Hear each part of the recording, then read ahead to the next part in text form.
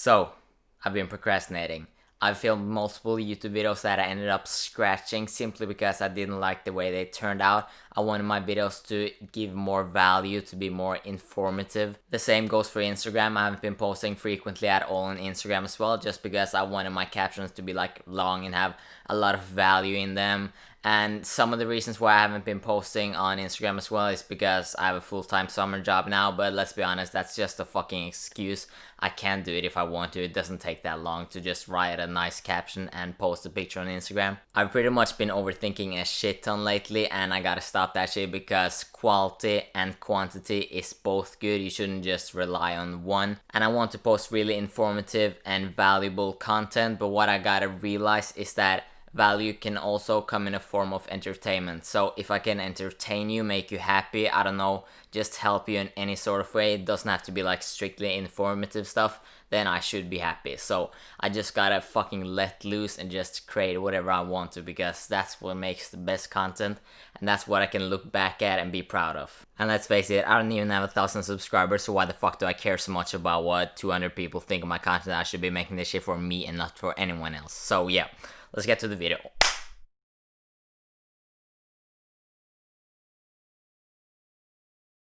First of all, what is a V-taper? Well, to explain it in simple terms, it's just to have an appearance of an upper body that looks like a V. And there's a lot of things when it comes to diet and training you can do to achieve this V-taper.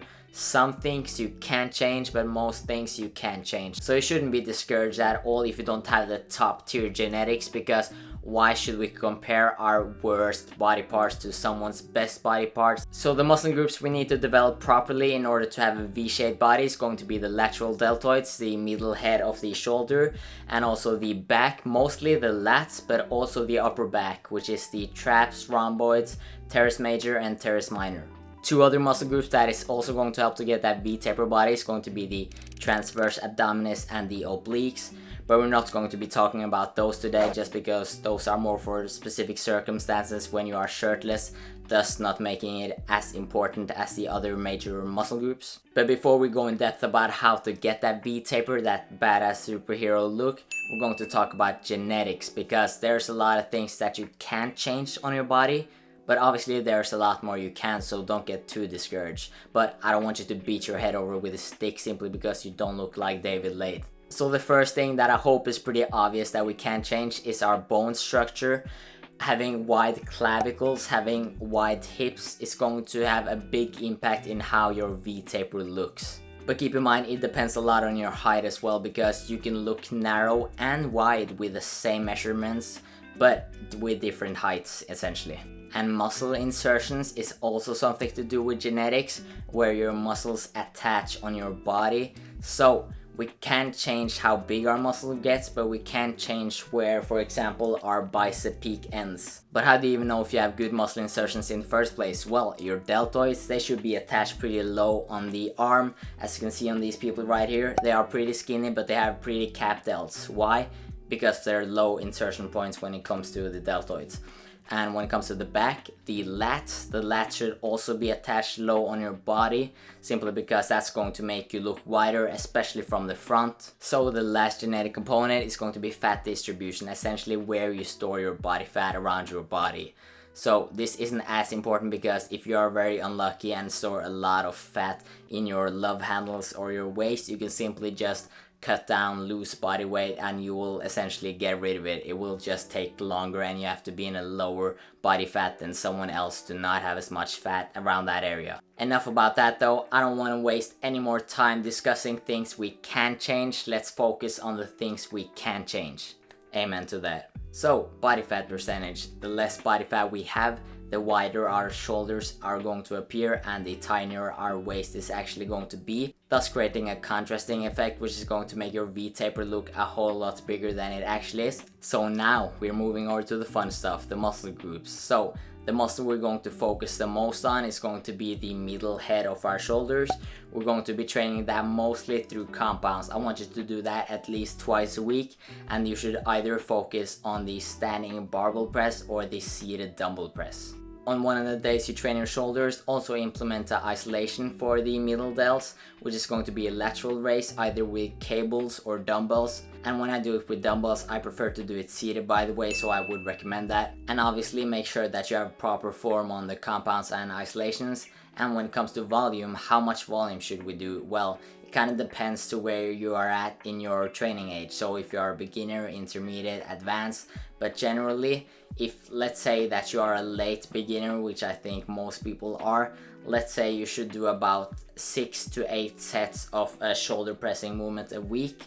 So yeah, for example 6, so you do 3 on one day and 3 on the other day. And when doing your isolation work, I recommend doing either 3 or 4 sets. That is pretty much going to cover it for your shoulders. Just some general tips, I hope it helped.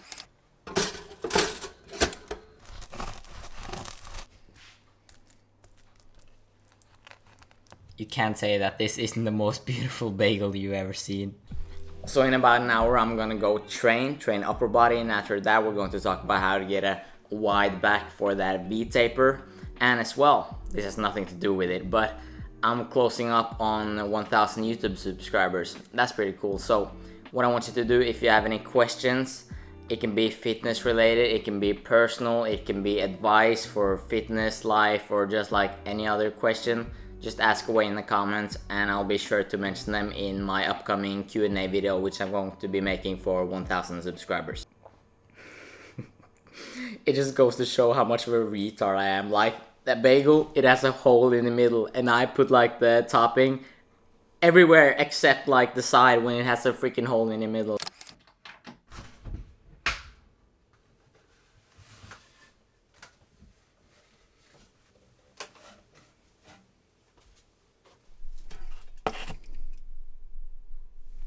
So I know that this is a very bold statement to make, but these Rain energy drinks, they taste a lot better than Monsters. The White Monster, that's a god tier. Not a lot of drinks can beat that. But you know, Rain, they consistently have amazing flavors compared to Monster, where some of the Monster flavors completely suck. So yeah, this is probably my favorite energy drink of all time. Gonna do it the beta way. Oh, that tastes so good. I don't get how they do it. Taste it, mate. Alright. Taste it, bro. Rating 1 out of 10. 7.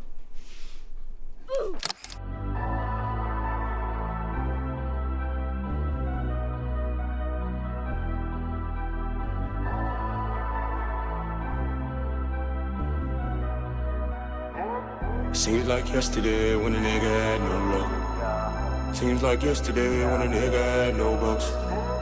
Seems like yesterday when the world gave no fucks. But yesterday, after yesterday, and today I'm waiting. These bitches know I'm the man. After the breakup, I gotta be started undercover prodigy. I've been to counseling, sermons, and churches, but still they can't get these fucking demons out of me. What's my philosophy? How'd I get the world to rock with me? How'd I get this killer following? How'd I go from being no one in Panorama City to being famous on boggling? Everyone's mine. I don't go to bed as early. I be up all night up until 7:30 in the morning. My legacy's legendary. You won't ever catch a nigga stepping dirty. I know God has got me. I don't ever worry. I get it by any means necessary. The haters want my career dead and buried. That's a long shot, fucking Stephen Curry. Bitch, I know I done revived my whole plan. Fuck the matrix, I had to break it, and now I'm the program. You won't ever catch me bowing down in the eyes of no man. Why should I be codependent? Motherfucker, I'm the golden ticket. This is my show and you don't get no admission. You won't survive a head-on collision, man, I'm so committed. I done broke a business, was a business, the new UP coalition. Got you, I ain't all of this dough, I'm getting pussy. Niggas do not get no percentage when it's time to rock, I'm the coldest with it. So don't ever question it, it is evident. Just when you thought a nigga fell off, I am back from the dead again, I am the revenant. Man, life is a struggle, you know what it be like, for real. So I gotta get it, I'm sure you can see why I do. If niggas ain't eating, we hitting the green light. Come on, I'm about to put on for 818 like bitch, I'm about to business. I got them talking lately. Bitch, I'm about to business. Yeah, a nigga poppin' nigga. Bitch, I'm about to business. I see you watching, baby. Bitch, I'm about to business. Yeah, a nigga poppin' nigga. My life isn't the same, why would it be? I got haters who think it's so crookedly. Well, hi, it's me again. Well, the workout went amazing. I'm slowly going up both in muscle and strength. That's what we like to see. The program feels amazing. But Now we're going to the last topic of today's video, and that is how to grow them lats to get wide AF. Well, first of all, we just gotta lay down some general recommendations. So, how much volume should you do for your lats to grow specifically? Well, about 12 to 18 sets a week is pretty good, and I recommend to have a frequency of 2 to 3 times a week. Could do more in some cases, but definitely do not train your back only once a week.